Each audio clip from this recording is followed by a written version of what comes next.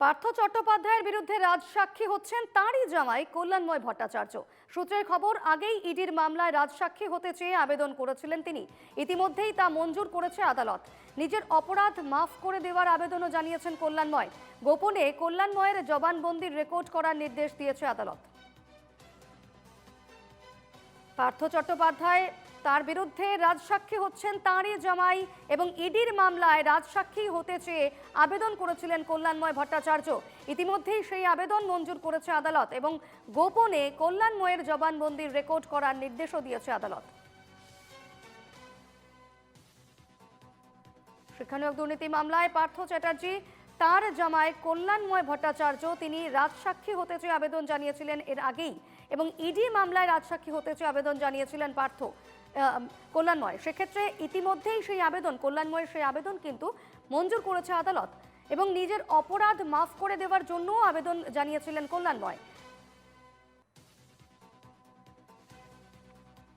কল্যাণময়ের গোপন জবানবন্দির রেকর্ড করার নির্দেশ দিয়েছে আদালত। সম্পর্কে পার্থ চ্যাটার্জির জামাই হন কল্যাণ, এবং সেক্ষেত্রে কল্যাণময়ের এই আবেদন বেশ তাৎপর্যপূর্ণ এবং তার যে জবানবন্দি, সেই জবানবন্দি গোপন জবানবন্দি রেকর্ড করারও নির্দেশ দিয়েছে আদালত।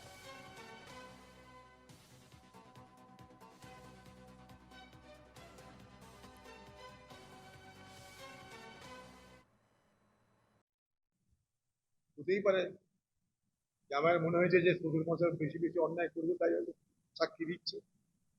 বাংলা এরকম ঘরে ঘরে প্রতিবাদ হোক, আমরা চাই, কিন্তু শুধুমাত্র পার্থ চট্টোপাধ্যায়কে দিয়েই এই সমস্যার সমাধান করবার কোনো প্রচেষ্টা সফল হতে পারে না।